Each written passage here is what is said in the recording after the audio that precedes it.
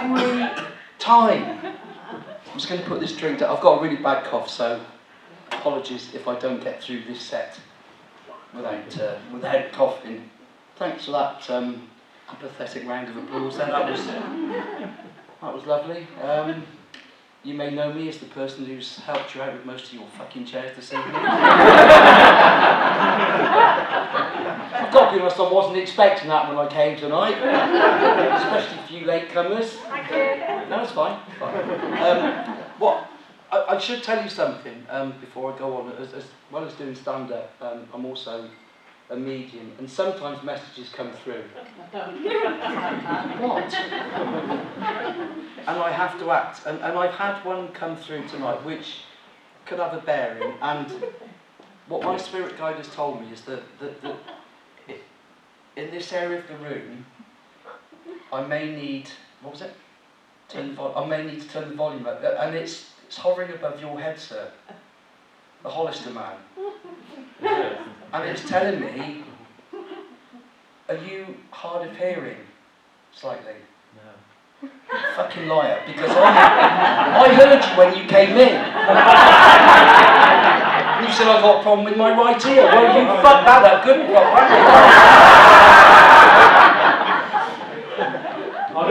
yeah. And I love how the majority of you congregated to the back row straight away. You two especially. When it was like, no way are we sitting on the front row because we'll get picked on. Was that you? And it just goes to prove, it doesn't matter where you sit, to be honest, but just as a word of advice, when you do come into a gig, just look where the comedians are stood. Just watch what you say, because we do pick up on a lot of things, and that's brilliant. So I've travelled down from Gloucester tonight, and I've got to be honest, I thought Gloucester was weird, but I'd like to do some research, and because I haven't been to Trowbridge. I think the last time I came to Trowbridge was back in the 80s. Jesus Christ, it's changed, hasn't it? And I'd sort of forgotten what it was like, and I had a look, and like, what a fantastic town initially for the clothing industry and woolen and everything else. You've got 6 listed buildings, and I thought, oh, this is great. I'm really looking forward to this. And then I looked at your crime stats. Second most dangerous medium-sized town in the whole of Wiltshire. Yeah, with the crime rate 46.8% higher. No. Yes! 88 crimes per 1,000 people. So by the law of averages, I reckon 8 people on the back row are going to go out and mug somebody on the way. But I was looking forward to coming. And then I found this, and this is the source of this is, and I'll do it in the voice of what I think the person who wrote it meant. The source is, I live here, Trowbridge, the root of all evil. The small town of Trowbridge is not peaceful, picturesque, or the centre of happiness. It is riddled with idiots of all disciplines and should be avoided at all costs. If you want to inflict pain on someone, suggest a shopping trip or a night out. They are guaranteed to be beaten up. I don't agree with this next bit. Well, the residents are painfully ugly, overweight, and wear copious amounts of jewellery and makeup to disguise their lack of fashion awareness. I don't want to draw to you all of a sudden. The people are sickening and one of a kind. I would advise any production company to film a documentary there. It is the closest thing to apes you will find living in a house. And that was written by the town crier Trevor Weeks.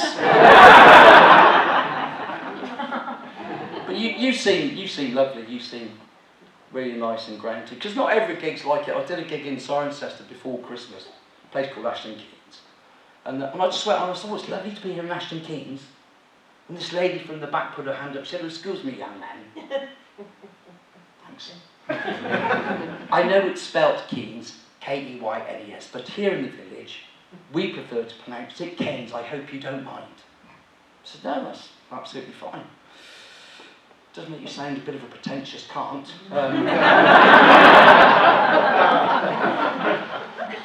In my village, we spell that C-A-N-T, but I prefer to pronounce it.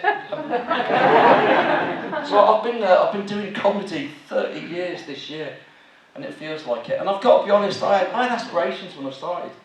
I thought, oh, maybe one day, live at the Apollo, and then here I am in Trowbridge on the Thursday night. But I'm happy to share this with you tonight. Well, today actually, I got an email to confirm a gig next week at the O2. Ooh. Shop in Gloucester. For their Star Christmas party, there's going to be about 3 people there, but hey, gig's a gig. I had a cracking year in 2022. I went to the Leicester Comedy Festival, and I won the Silver Stand-Up of the Year award, which was, normally people cheer at that point, but fuck you. It was a competition aimed at the over 55s, right? That was it, that was the qualifying criteria. No upper age limit. So backstage, a little bit like tonight, God's waiting room for comedians. One act, just before he was going to go on, he was in a chair, eyes closed, and somebody said, "Do you think he's alright? Is he asleep or dead?" I don't know. "What do you think we should wake him?" I said, "No, leave him. Just increase our chances." I went on, got through to the final, did the 5 minutes, and I won, and it was brilliant. And I phoned home, spoke to my wife, I said, "You'll never guess, after 4 years of trying, I've only gone and won." And she's like, "Oh, that's fantastic." "What have you won?" Because obviously she is from Mumbai. I said, I've won a trophy." "All right. Anything else?" I said, "No, just the trophy." And I'm back home a couple of hours later, and I'm showing her the trophy.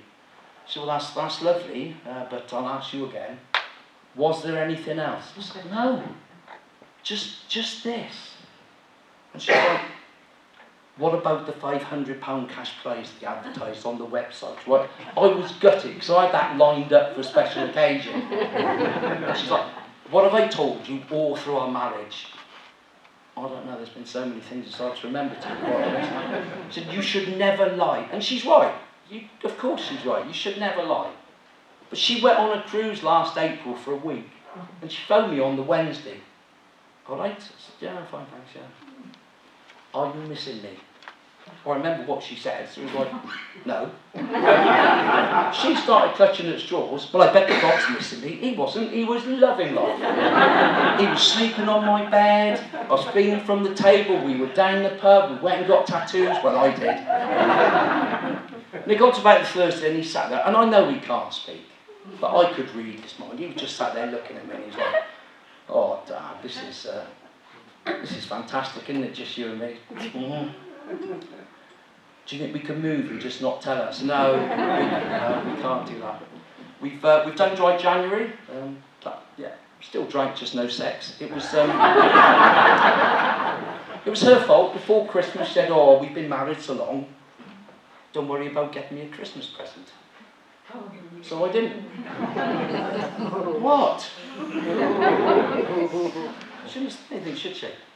She's not, I've got to be honest, she's not a happy woman in general, because it was her birthday today. And I got her a spa day. Apparently she hates grocery shopping.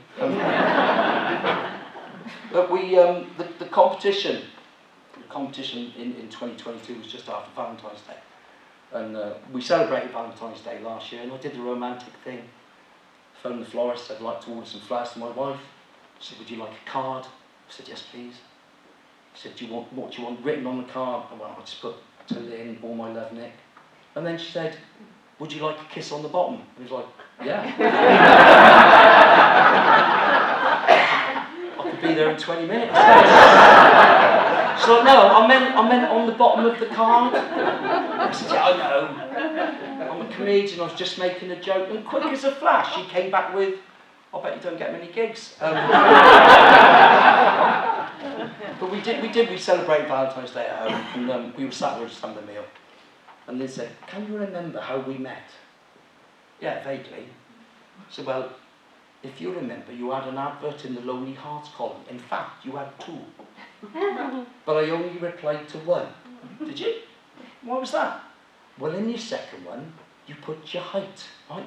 I didn't know she had an issue with my height. I should have realised, because about a week after we got together, I said, how do you fancy going to Alton Towers for the day? And she was like, not much point you going, is there? £32, you'll only be allowed on 3 rides. And then when we were married, I came home and she said, can I ask you a question? Yeah, what is it? She said, how do you feel about being only 9 inches taller than the largest emperor penguin ever recorded? She Googled it. If that wasn't bad enough, she worked in a school at the time, and I used to go in and have coffee with her now and again. And I went in this one day, and she was in a meeting or something, and one of her friends took me into the staff room and said, do you want a coffee? Yeah, I'll have a coffee. Do you want a biscuit? Yeah, I'll have a biscuit.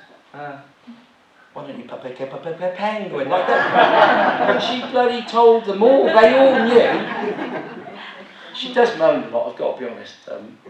She moans there's a lack of romance in our relationship. I said, what do you mean? She said, well, maybe when we're being intimate, it would be nice just to have some music playing in the background, just to break the silence. So, okay, that's fair enough. So I recorded a couple of tracks, put the first one on, Angels by Robbie Williams. I thought, well, that's there or thereabouts. I've got to be honest, I think my choice of song number 2 probably killed the mood a little bit. Angels, not Angels, we've done that one. The theme from Match of the Day.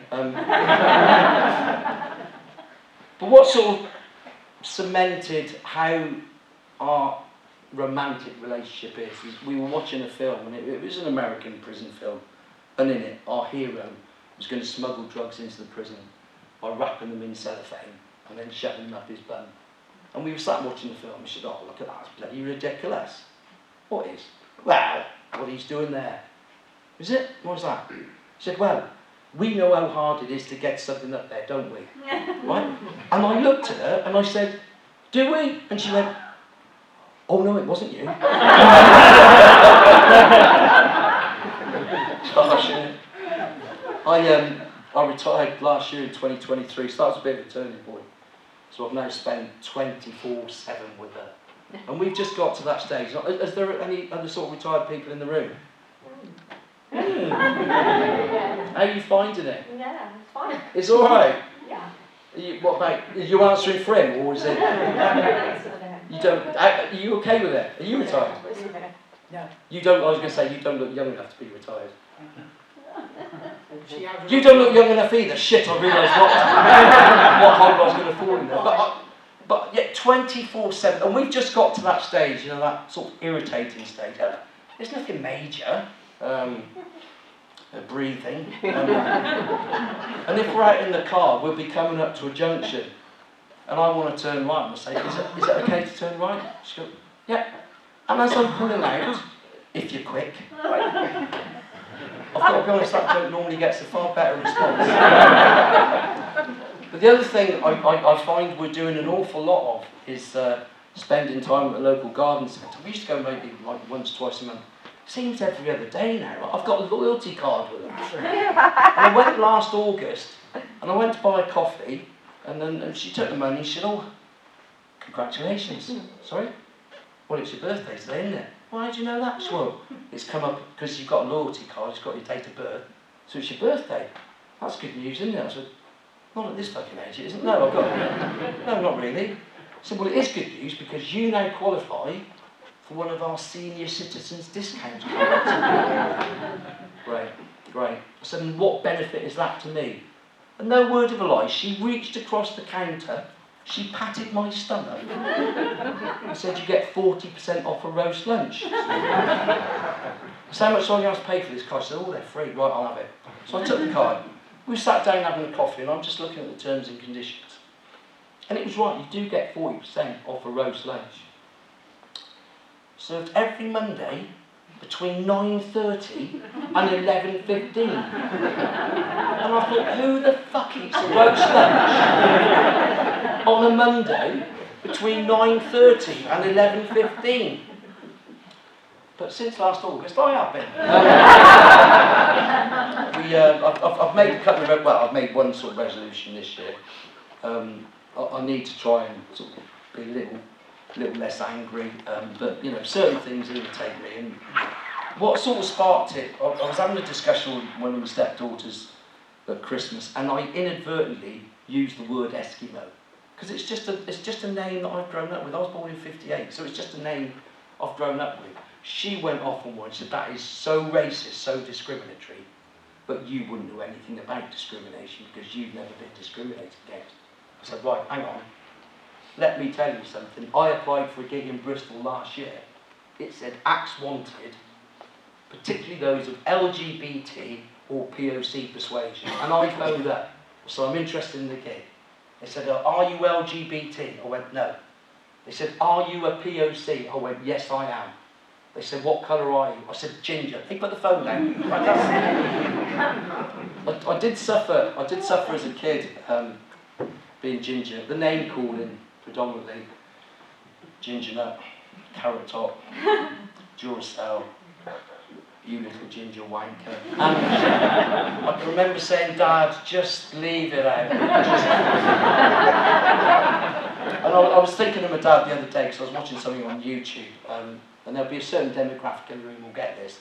On Saturday afternoon, there used to be World of Sport, and they used to have wrestling on, and it was proper wrestling, not like the crap you get today, with real characters. And afterwards, me and Dad, and I'd been about 6 or 7, we used to have a pretend wrestle, and I'd try and pin his shoulders down for the count of 3. And at the last minute, he'd always pop his shoulder up, and I think in his own way, he was trying to teach me a life lesson, and that being, no matter how hard something is, if you persevere long enough, when you achieve your goal, the feeling you get will be brilliant. And he was right, because I can remember that time I managed to pin his shoulders down for the count of 3. It was like, oh, it was just brilliant. He was 85 and in the care home at the time. But it wasn't just my father. I came home, and I was thinking about it today, January 1964. We'd just gone back to school after the Christmas break. And I came home, went into the kitchen, and Mum was there. I said, Mum, can I ask you a question? She said, what is it? I said, well, all the other little boys in my class were talking about the presents they had Christmas Day. She went, and? I said, well, I didn't get any presents, did I? And she went, no. And there's a very good reason for that. What is it? And she looked at me straight in the eye. I was 6. She looked at me straight in the eye and just said, Santa don't stop for ginger kids. That's harsh, isn't it? To be fair, I've got 2 ginger kids. Never spent anything on them at Christmas. It's been brilliant. I'll just leave you with this, because, well, this bit always chokes me, but my mum died in 2019, and it's just, you know, it's just one of those things about getting older. You've got to face up to facts. And I know I'm getting older now. I'm certainly attending a lot more funerals than I ever used to. And it's just got to that stage, and you hear people talk, and it's always, you know, it's how he would have wanted to go. And I don't want people saying about that about me. How do they know how I want to go? I don't want to die in the middle of Tesco shopping. I don't want to die if I'm out driving in the car. You know, I just want to be in bed at home. And the last thing I want to do is to die during sex, because if my wife found out, she'd fucking kill me. My mum did die in 2019, and she had dementia. It wasn't actually the dementia that killed her, but it certainly contributed towards it. And she'd never seen me do stand-up. She said, will you mention me every gig? Okay. So yeah, okay, fine, I'll do that for you. And when I got to 50, I was alright at 50, because what happens at 50 for you young ones is, through the post you get free life assurance, right? That's fine, I could deal with that. At 60, that all changes. Funeral plans. You get swamped with funeral plans, right? Mum had a funeral plan with the co-op, and when she died, I had to go in and sort it out. And I went in, sat down and said, I'm Nik Hill Civic, son. I've come to talk about a funeral plan. Oh, right, yeah, have a seat, Nick. How old did you say you are? I said, well, I'm 63 or